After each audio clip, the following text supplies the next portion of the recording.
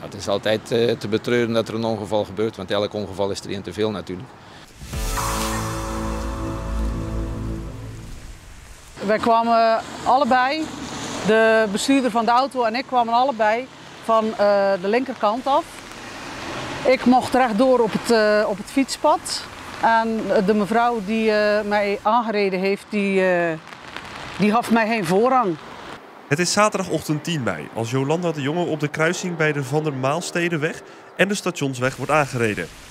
Ze komt hard ten val en loopt de nodige schade op, zowel fysiek als mentaal. Een breuk in mijn elleboog, diverse kneuzingen in mijn heup en mijn knie en een grote hematoom op mijn achterhoofd.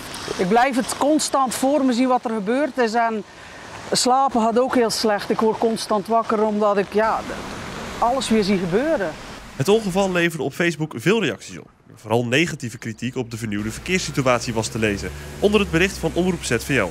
Het is gereconstrueerd en dat hebben we gedaan om op verzoek eigenlijk van de gemeenteraad op basis van een motie om de kruisingen in ieder geval veiliger te maken voor de zwakke weggebruiker. En dat hebben wij in ieder geval getracht te bewerkstelligen. En zoals u kunt zien op de oversteekplaatsen zijn er rustpunten aangebracht. Dat was vroeger niet het geval. En de voorrangsregeling is wel gewijzigd, dat klopt.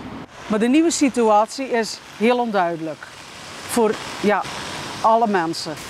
Zoals u zelf overal kunt zien, overal staan haaitanden, overal oversteekplaatjes. Het is te veel op een heel kort stukje.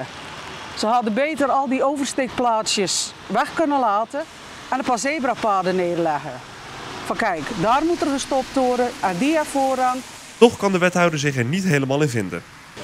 Ik moet heel eerlijk zeggen dat ik het daar niet mee eens ben, want zoals ik net aangeef, er zijn op meerdere plaatsen zijn de rustpunten, de wegcodes staan duidelijk aangegeven, er staan haaientanden waar dat voorrang moet verleend worden. Dat geldt zowel voor auto's, voor voetgangers, maar ook voor fietsers.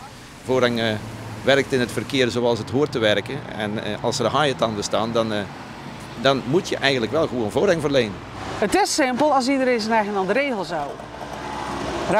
Rechtdoorhandverkeer heeft voorrang, afslandverkeer moet stoppen. Maar omdat er zoveel tegelijk gebeurt op dit kleine stukje, is het heel onduidelijk. En uiteindelijk gaat er toch iets veranderen.